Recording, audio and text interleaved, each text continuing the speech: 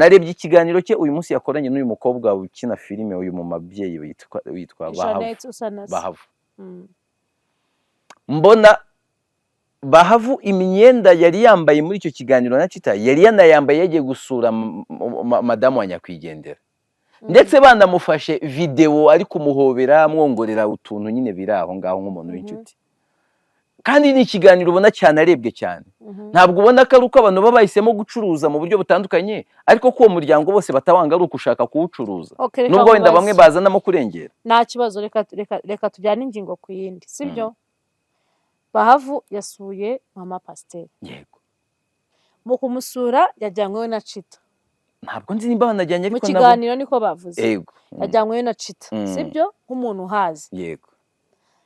Bahavu bamufata amafoto n'amavideo arimo gusuhuza mama Pasiteri, bari kuganira arimo kumuhoza. Yego. Nta majwi ari muri icyo kiganiro, sibyo? Bavuye kumusura baraza bakora ikiganiro, ariko noneho Bahavu anavuga ko atashaka no kugira ikintu avuga ku byo baganiriye.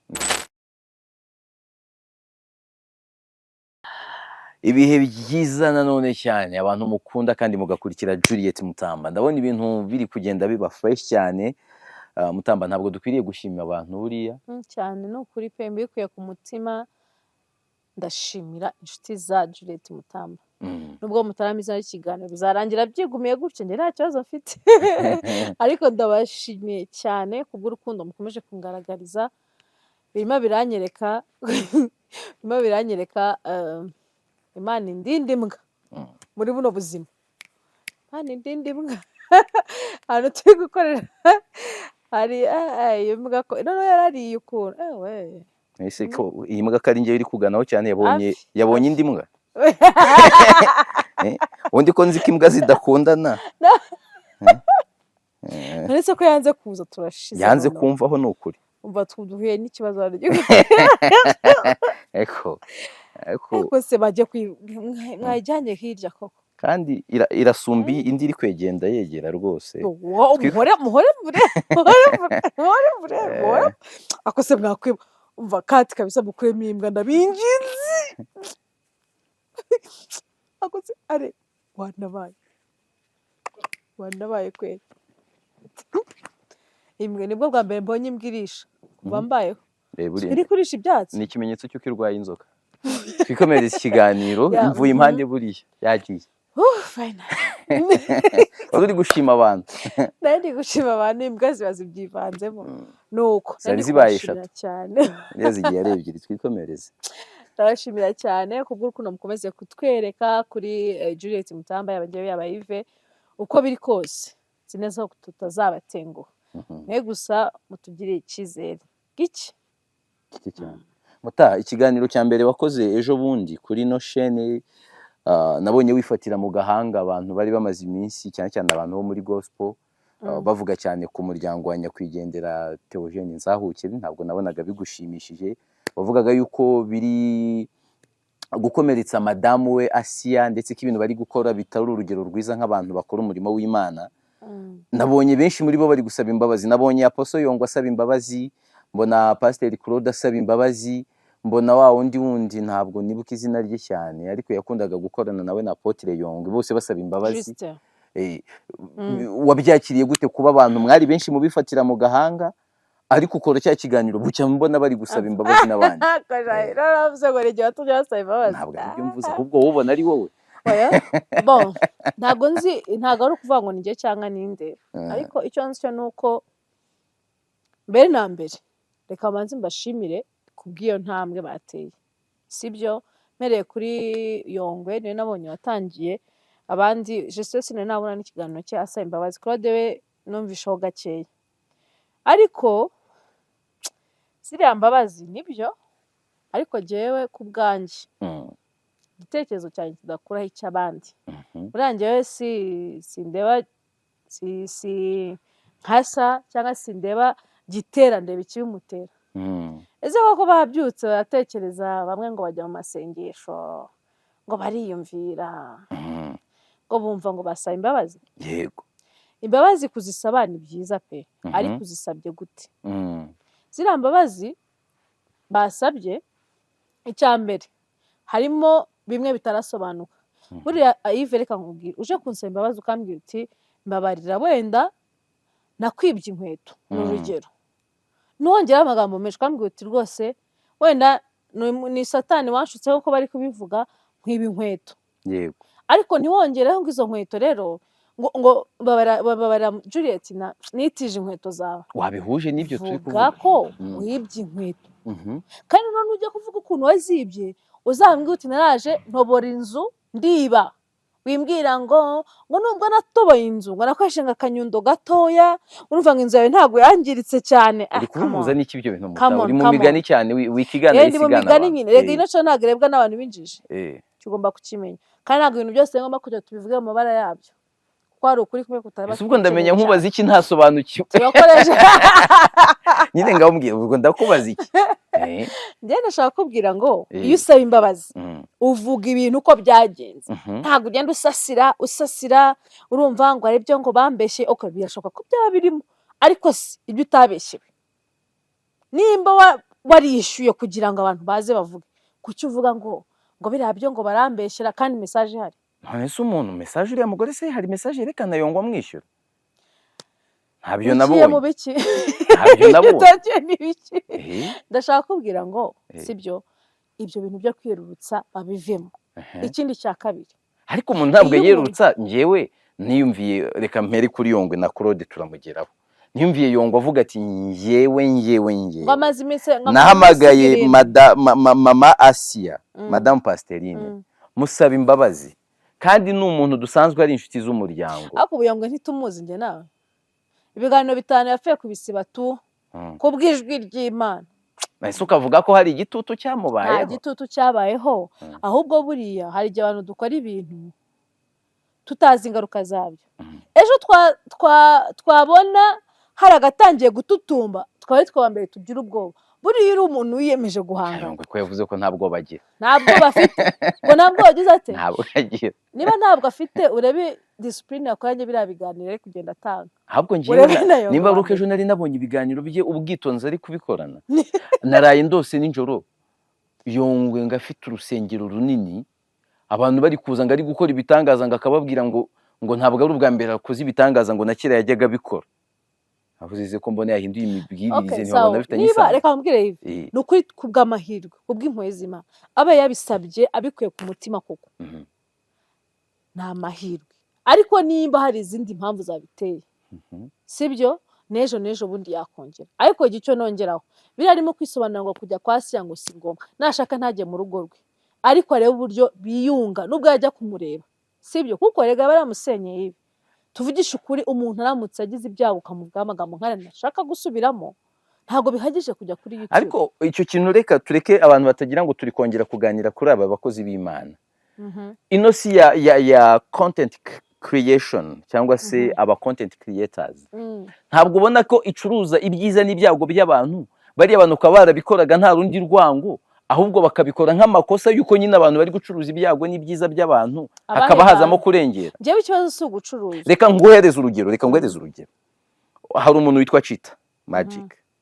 Mu rupfu rwa Inzahuke nibwo njye namenye ko yari inshuti cyane na Inzahuke, kuko mu biganiro narebye nabonye ko ari we wari ufite telefone ya Inzahuke, abagiraga support batanga ari we wabibonaga, message ari we wabibonaga. Narebye ikiganiro cye uyu munsi yakoranye n'uyu mukobwa ukina filime, uyu mu mabyeyi witwa Bahavu. Mbona Bahavu imyenda yari yambaye muri icyo kiganiro na Chita yari yanayambaye yagiye gusura madamu wa nyakwigendera, ndetse banamufashe video ari kumuhobera amwongorera utuntu nyine biri aho ngaho nk'umuntu w'inshuti. Kandi ni ikiganiro ubona cyane arebwe cyane.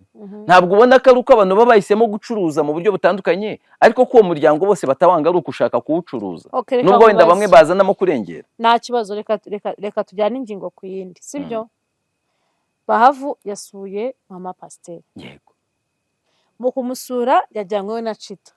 Ntabwo nzi nimba banajyanye, ariko mu kiganiro niko bavuze. Yego. Yajyanywe na Chita, sibyo? Nk'umuntu uhazi. Yego. Bahavu bamufata amafoto n'amavideo arimo gusuhuza mama Pasiteri, bari kuganira arimo kumuhoza. Yego. Nta majwi ari muri icyo kiganiro, sibyo?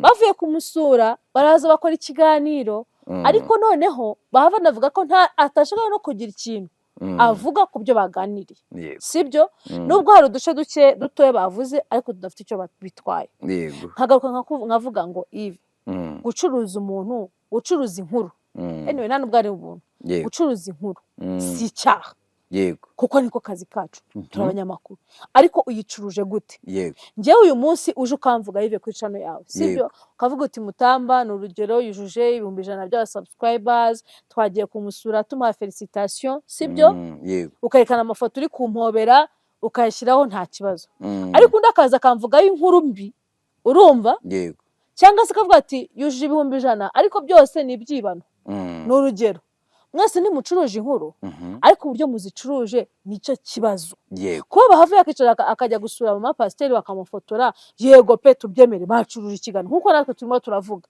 sibyo kuko ni inkuru mama pasiteri ni umuntu uzwi bahavu ni umuntu uzwi bari kumwe n'umunyamakuru yitwa Chita wowe uri umunyamakuru ukajyana ugahura n'abo bantu ntabwo babafotora cyangwa ntabwo bafata akavideo kuza se kutavuze ibyo baganiriye kutavuze n'abo bantu icyaha kiri hehe noneho bamenya ngo ni Chita wabavuze noneho fata indi case y'abantu bitwa ngo naba pasiteri bagenzi b'umuntu witabye Imana bari kumuvuga nabo ariko bari kuvuga ibyo yagiye akora ngo yarasambanye ngo bavukana yarabanze ngo zose si inkuru abo bantu bari kubivuga si abanyamakuru noneho kugira ngo ubyumve urumva agenda yabyo ni iyi ni ukuvuga ngo wowe ushaka kumvugaho ikintu nubwo wamvuga akantu gato kuko uri inshuti yanjye byambabaza kugeza naho sinzi ko no kubabarana bishobora njyewe se yego ndi kubwo ibi ni verite turimo turi muri verite uri kubwira wowe Yves ugiye kuri YouTube wowe uretse nkubwire uje kuri YouTube ugatangira kuvuga ubuzima bwanjye nubwo utavuga ibi byinshi ukavugamo akantu gato wenda nkagarukira nko kuri za stories z'ibiraha nkavuga akantu tuziranyeho nk'ibyo by'ibiraha ukaza ukabivuga ahangaha nkabivuga kuko Yves uri umunyamakuru mugenzi wanjye Yves inshuti yanjye turaziranye uburyo byantusha bitandukanye n'uko umuntu runaka waza akaza kuvuga n'ibintu byinshi atanazi akaza kuvuga Juliet namubonye aha n'aha nka za fake account zidutuka kuri Instagram abantu mumaze igihe muri YouTube ubusanga undi muntu ari gushaka kwizira muri YouTube ngo mubireke ngo nta mafaranga arimo ariko reka nuko abantu bafite ibintu bimwe bakabikomeza ibindi bakabyoroshya uzabaza abantu bakora decoration mu mujyi iyo ugiye ukabaza se ibintu bimeze birakaze hafi kandi akabibamo imyaka 10 agatera imbere abantu nibaze muri YouTube nujya mu myaka kuranguza ibishyimbo n'ibyo zakugati ntabwo uzi inkongwa yateye ati ibi byihorere ibi bifite ba nyirabyo nibi rero nabyo niko nyine abantu bateye niko isi yose imeze nta muntu n'umwe ukunda competition sibyo kandi mu kanya uri kumbwira ngo nta mafaranga arimo noneho urabyemeye kandi je ndatangira kubona ariko urabizi kabamo ariko nyine se nkubwire ngo iki ni nk'uko umuntu yabacuruza iduka akaba agira abakiriya benshi wowe ntubagire byose nyine ni business biri worldwide biri universal ahantu hose bamwe birakunda abandi bikanga niyo mpamvu rero umuntu atakubwira ngo ngwino we ngwano ikibazo bazi ngo ni ukuza uyora nta bintu by'ibyuya bibamo yora ndabamenyesha ko ubu Mutambuka mumubona iki kiganiro ntabwo ari mu gitondo tugikoze ni nijoro kugira ngo ujye mwumva uburyo biba bitanoroshye mw'abantu biba binavunanye mutareka tugushime wakoze urakoze cyane ubwo icyo twari dusorejeho ni uko nsaba ko abantu begereye uriya mubyeyi bamubwira ibintu byo nako babimufashamo muririmbire ka karirimbo kambonye kavuga niruhura umutima urumva babimufashamo akabanza akagira igihe cyo kwibuka uwe cyo kuririra uwe akazagira icyo gukira yazabihitamo ko agaruka ku mbuga akagaruka yakumva nabwo bitamurimo akabireka ariko ari icyemezo we yifatiye apana abantu hari ikintu hari itandukaniro ry'umuntu by'umujyanama n'umufatabyemezo hari n'ikintu ntekereza cyane cyane nk'abantu b'amatorero nuko hari wenda ADPR abarizwamo nabonye nayo yifitiye izindi ntambara mo imbere bitoroshye ariko amatorero aba akwiriye gufasha abantu mu bihe nk'ibi cyane cyane ba bantu barimo bazwimo mu bintu bya trauma healing process yo gusohoka muri ka gahinda n'ibibazo umuntu akongera agakomera ubwo nimba nta kindi ndumva ari ibyo ngibyo bashimira cyane kubw'urukundo mukomeje kutwereka nkushimira cyane Yves yakoze cyane bwa support iyo ariyo yose. ubwo tubwire abantu ariko bajye banava bajye gusura Nkuye mu Rugeyo Yves Official Nkuye bagiye mu Rugeyo Yves Official avuga amakuru yerekeye politike politiki. n'ibyegeranyo amateka na politike. Yego, Yego. uretse ko hariho n'utundi tuntu tw'udutopu something ushaka Eh, kujya tureba abanyamakuru beza. Hari n'indi nkuru nabonyeho ahubwo ntarareba, reka twihute tujye kwa Nkuye mu Rugeyo. Ciao ciao.